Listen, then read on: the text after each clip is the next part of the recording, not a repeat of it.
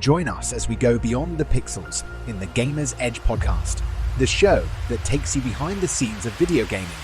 Each episode dives into the realms of gaming and esports, bringing you exclusive interviews with both rising stars and seasoned veterans, coaches, insightful commentators, and industry leaders.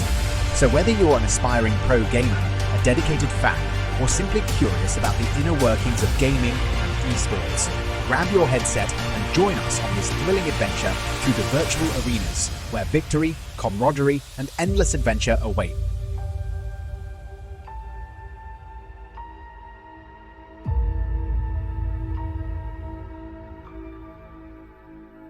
We did talk about now you're with Oxygen Esports. Do you want to tell everybody, explain just a little bit exactly what your role is there with the team? Yeah, of course. Yeah, to give a little bit more. So my name is Dylan Pomeroy. I am Director of Partnerships at Oxygen Esports. We're active in a bunch of games and titles, which is one of the big pulls, actually, one of the original allures of going over to the Boston crew over there. Big fan of Boston Esports and Boston Sports. Actually grew up there for a little bit when I was very young. I lived in Manchester by the Sea, which is now a movie that people reference and recognize, but my sweet grandma lived there for a number of years while I lived there with her. So with Boston and Boston Breach, Boston Uprising, and Oxygen Esports, I oversee our partnerships, hopefully, bringing on brand new, genuine, integral type partners while also maintaining the awesome partners that we currently have. Also overseeing things that I've been a part of before, like educational partnerships, collegiate, in-person activation events, things like that too. So yeah, real stoked to be here and real stoked to be on with you specifically, but that's a little bit of what I'm working on now and what I've sort of been working on in my entire tenure within esports. Nice. You do have the background in marketing and consumer behavior, so how do you feel this education has influenced your approach into the gaming industry as a whole? Yeah, it's helped in some cases and it hasn't helped in others. I went to school at Towson for all 4 years, 4.5 actually. And for the first three and a half years, I was actually astrophysics major. So it had nothing to do with what I have now and nothing to do with esports. And I was already working in esports at the time and I knew that that's what I wanted to do. The problem with astrophysics is, one, you can't get a job unless you have a master's or a PhD, and I didn't want to go back to school. So it's kind of pointless to be doing that.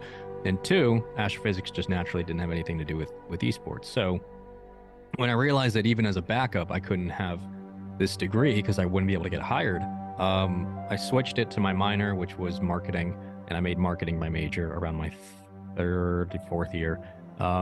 Luckily, I'd already done a bunch of classes to help with the credits, so it worked out. But marketing, I don't use it in my day-to-day. I use it internally. I don't use it physically in my day-to-day when I'm casting. When I'm casting or going to events or performing, I'm not using it. You mentioned your mom and the feeling that gave you. Would you say that in competitive, that has been the best moment, is being able to share that with your mom, who's been your rock, and having her travel with you and being able to have her see what you do on the grand stage? Or is there another memory from gaming that kind of takes that top spot? Yeah, I would say I'll give you a couple of it. Top spot definitely, I think, has been traveling with my mom or experiencing my successes with her, even my failures. Really, you got to celebrate your successes just as much as your failures. So being able to travel with her, for her to watch me play at a live event, in front of a lot of people and for a lot of money, is pretty cool. And a lot of people get to really say that. So I'm lucky in that sense. And then it's definitely my top. And then I would say give you two others. My second best was probably winning my first decently big tournament in Apex. It was a Nerd Street. I think it was worth $10,000 or something like that. That was really big for me. It was in January of 2021. It was the first tournament I won. That kind of gave me the belief that I deserve to be here and that I know I can do this. Now, my final question to you is this: for that person sitting at home right now who has been listening to us and now thinking, man, I think I could maybe be a host, or maybe I want to do YouTube videos, or something like that. Yeah. They now are inclined to try it. what's your advice to them? Well, my advice is to, if you're sitting at home and people have told you, you're funny, or you tend to take that role of presenting or, commentating, even over your friends playing sports or board games, there's definitely some room for you. You might be talented at this, and it's worth going after it. I think for YouTube, the reason I always push it is because that's how I got into hosting, and that's how I practiced speaking, and being honest and going with the flow. And I think that's a very important thing in hosting and in commentary, being able to do a little improv and roll with the punches and not know what's going on and still turn a phrase and turn it into something interesting and valuable. So I suggest that if you're at home and you have the desire to do this, that you start. Journey of 1,000 steps starts with the first one, and YouTube is certainly a journey of 1,000, maybe 100,000, maybe 1,000,000 steps. And how do you continue to grow and evolve in the ever-changing landscape that is complexity and esports as well? For myself, I think going into this director of talent role requires a lot of growth for me, because I am at my core, a gears coach, right? So it's a little bit more rowdy and it's a little bit more rough, and there's a lot more, noise, I guess you could say, involved from all just the passion of gaming and esports and in that community. So it's definitely having to take a step back and be much more calculated and responsible and thorough with my thoughts and how I approach different situations. Whereas when I was the gears coach, it was okay, I was just the gears coach. This, I could go on Twitter and be like, hey, this sucks, change it. The whole community agrees with me.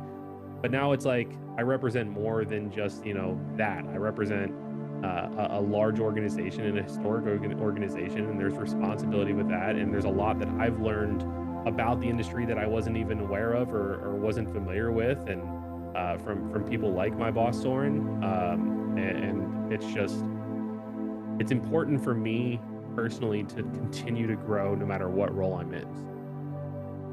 Can you share, that main vision behind Status Quo and how it differentiates between other esports, and what's 100%. Been driving you to reach out and elevate that next group of potential legends like yourself to that next level? 100%. Yeah, the vision for Status Quo is a $100 million organization I want to create within the next 10 years.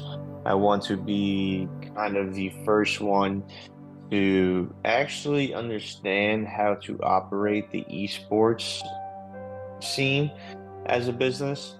I think a lot of people that came into it, obviously it's always get the bag. And now we're seeing that the people who got the bag has caused organizations to kind of collapse. And I want to avoid all of that, because I want to make sure even when I'm done with this, it's still up and running without me. When end of my career, when I go into something else after 10 years, I want to make sure that something was created within Status Quo that gives security to everyone who joins it for the many years to come. A true organization.